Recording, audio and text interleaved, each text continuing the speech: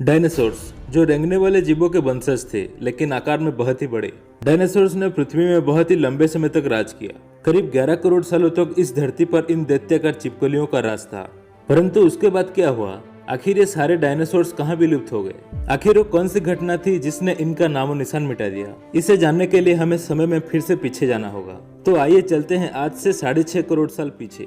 आज से करीब 6.5 करोड़ साल पहले धरती का मौसम काफी सुहाना था। चारों तरफ पेड़ पौधे, सूरज की धूप, समुद्र से आती ठंडी ठंडी हवाएं और ये डायनासोर्स। परंतु यहाँ डायनासोर के अलावा एक और भी प्रजाति था जो आकार में बहुत ही छोटा था और आज के चूहे जैसे दिखता था। असल मायने में यही हमारे प्राचीन पूर्वज थे और आगे चलकर हम इनसे ही विकसित होने वाले थे। ये थे मामल्स यानी स्तनधारी जीव।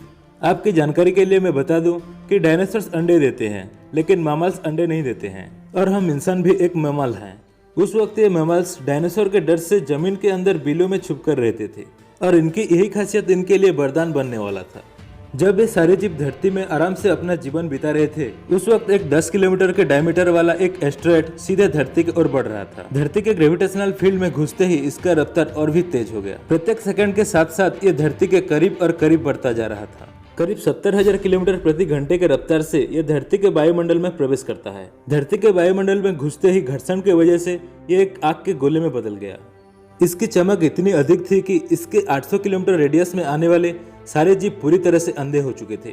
ये जीव इसे देख नहीं पा रहे थे, लेकिन वो उसे महसूस कर सकते हैं। एस्टेरॉयड जमीन से टकराता है और एक बहुत ही भयंकर विस्फोट होता है। यह विस्फोट इतना शक्तिशाली था कि इसके टकराते ही पृथ्वी के लाखों मीट्रिक टन धातु अंतरिक्ष में चला गया और विस्फोट वाली जगह पर एक 180 किलोमीटर चौड़ा और 20 किलोमीटर गहरा गड्ढा बन गया।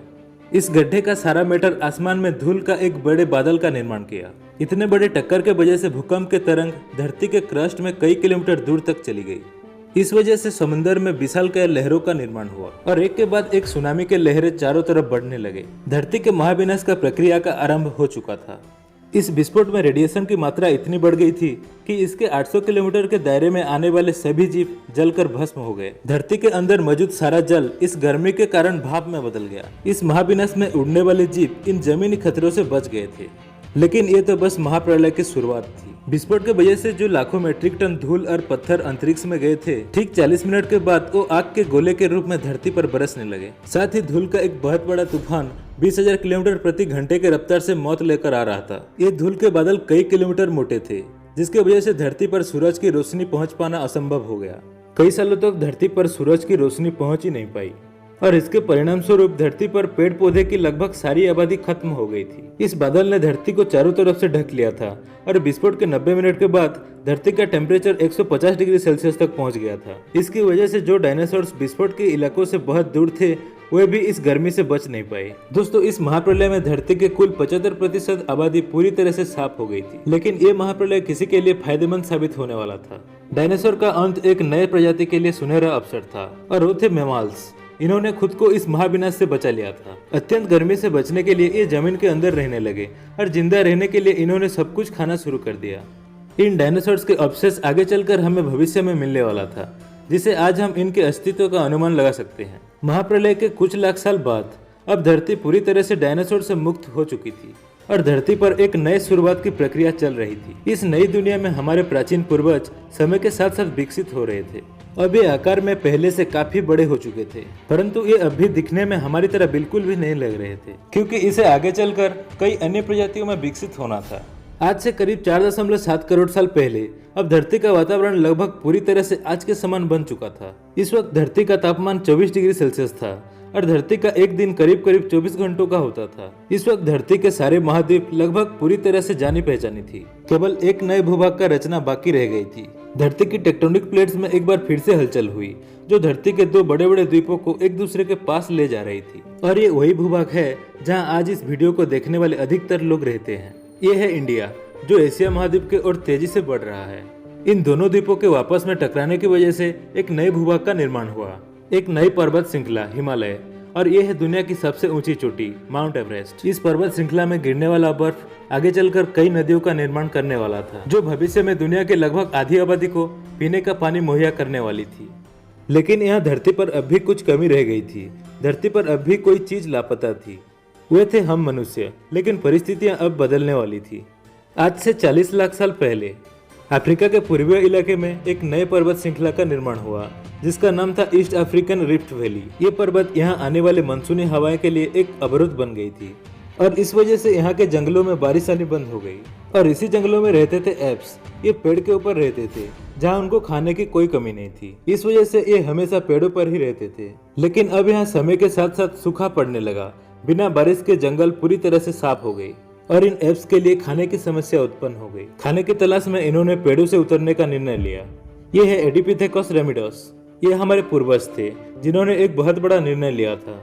इनका दिमाग एक संतरा जितना बड़ा था और आकार में ये 4 फीट लंबे होते थे। कई हजार सालों के विकास क्रम के बाद हमारे पूर्वज अब 2 पैरों में चलने लगे। इससे ऊर्जा कम खर्च होती थी और ये चलते हुए भी खा सकते थे। अब इनका दिमाग भी तेजी से बढ़ रहा था। ये धीरे धीरे होशियार बन रहे थे। समय के साथ साथ विकास की प्रक्रिया चलती रही और हमारे पूर्वज धीरे धीरे विकसित होने लगे और इनका दिमाग भी धीरे धीरे बड़ा होने लगा। समय के साथ साथ इन्होंने पत्थरों से हथियार बनाना सीख लिया। अब शिकार करना काफी आसान हो गया था। समय के बीतने के साथ साथ हमारे पूर्वजों ने आग को काबू करना सीख लिया। आग की खोज हमारे पूर्वजों के लिए सबसे बड़ी खोज थी क्योंकि ये उन्हें गर्मी, रोशनी और अंधेरों में सुरक्षा देती थी और इसी वजह से अब परिवार बनने लगी। हमारे पूर्वज अब साथ साथ रहने लगे। इससे वे सुरक्षित रहते थे। आग में पका मांस को चबाने में कम ऊर्जा खर्च होती थी और इसी वजह से ये ऊर्जा अब इनके दिमाग में खर्च होने लगी। हमारे पूर्वजों का दिमाग अब काफी बड़ा हो चुका था और ये थे होमो इरेक्टस।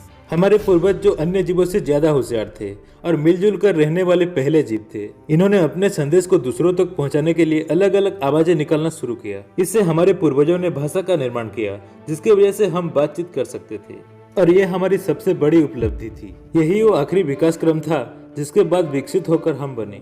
आज से करीब 2 लाख साल पहले कई सालों के विकास क्रम के बाद हमारा अस्तित्व शुरू हुआ। हम होमो सापियंस यानी बुद्धिमान जीव। हमारे पास धरती के सारे जानवर के तुलना में सबसे बड़ा दिमाग था। आज से करीब कुछ सेकंड पहले हमने और आपने साथ मिलकर 4.5 अरब साल के सफर को तय किया। अब हम वापस घर आ चुके हैं। यह है हमारी दुनिया। आज हम काफी विकसित और आधुनिक बन चुके हैं।